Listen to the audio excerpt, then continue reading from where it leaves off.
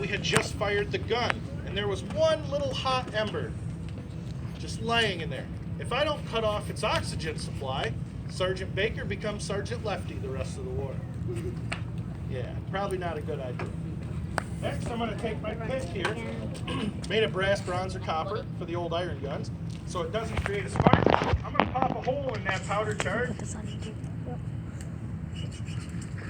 Next, I'm going to use a couple musket charges to make a pathway of ignition around the vent of the gun. Historically, we'd have a young lad, about all your ages, yep, running around with a very large powder horn strapped to his or her waist. That would be the powder monkey, quick and fast, priming all the guns at the order of the gun captain. Guess what? New York State labor laws frown upon people using young children to carry large horns of gunpowder. So we'll just use these for today. Dumping them in and around the vent of the gun, making a pathway of ignition. And as I'm doing this, my gunner here has prepared the linstock. Linstock is a fancy Dutch or German term for matchstick. Historically, there'd be about three feet of hemp rope or so wrapped around the pole. That had been soaked in saltpeter and water and allowed to dry.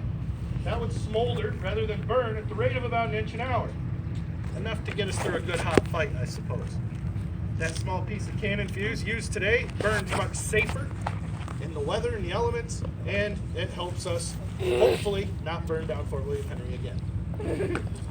3 commands today, folks, to touch off this gun. Take care, make ready, get fired. When I say take care, if you'd like to take a photo, get your camera up, get ready, get your finger just above the button. When I say make ready, open your mouth a wee little bit, equalize the pressure in between your eardrums. When I say fire, you're going to flinch, and your finger will do the rest of the work for you. Take care! I'm gonna die. Make ready! Get fired! Oh my god!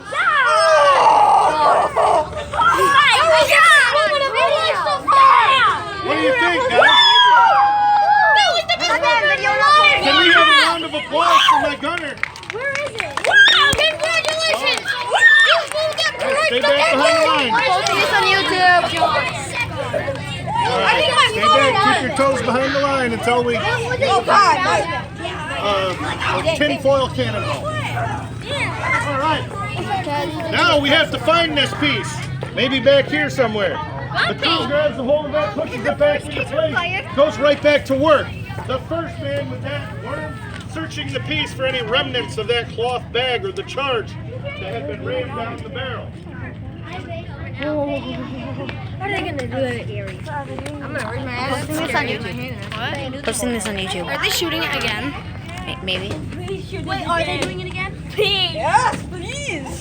Where's the flag on the mountain? Hold on, can I ask something? I never saw Are we gonna fire the motor? Are we gonna do it again?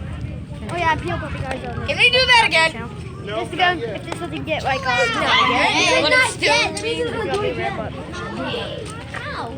Did you cover your ears? Is it loud? Get out the way. It was like a musket 30 well-trained gun crew. on video. Get out of my way! Send it to me. 30 to not doing 45 it again. seconds. I'm so surprised. I like that. Why is your phone upside down? Nice job.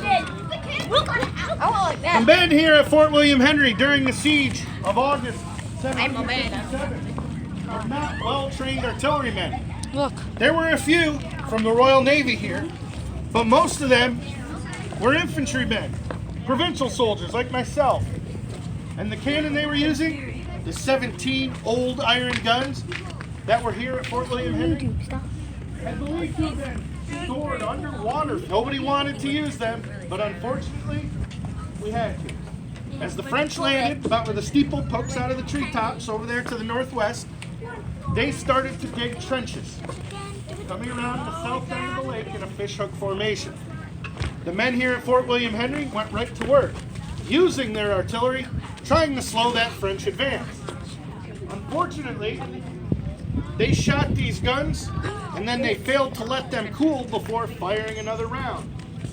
Instead, they sent men down to the well, bringing up buckets of cold water, dumping them on the guns and in the guns. What happened to the cold water? The iron. I don't care. Yeah, hot metal and cold water don't mix very well. One by one, the cannons started to explode. Eventually, only 6 pieces of artillery remaining here at the fort. Besides the fact that now the French were 150 yards out and had pummeled the northwest bastion into a pile of rubble, we had casualties like crazy. And now our guns were exploding. Lieutenant Colonel George Monroe, the morning of August the 9th, accepted the very generous European-style surrender terms offered him by the French commander, the Marquis de Montcalm. The Brits were allowed to leave here, taking the colors of their king, a 6-pound field cannon as a symbol of their honorable defense. All their personal belongings, including their muskets. However, no ammunition, regardless of what lasted Mohicans saw. March eastward to the entrenched camp. Today, that long line of pines right there. Join the rest of the army. March south 16 miles to Fort Edward and be paroled for 18 months. For the English and the French, this was fine. But for the Native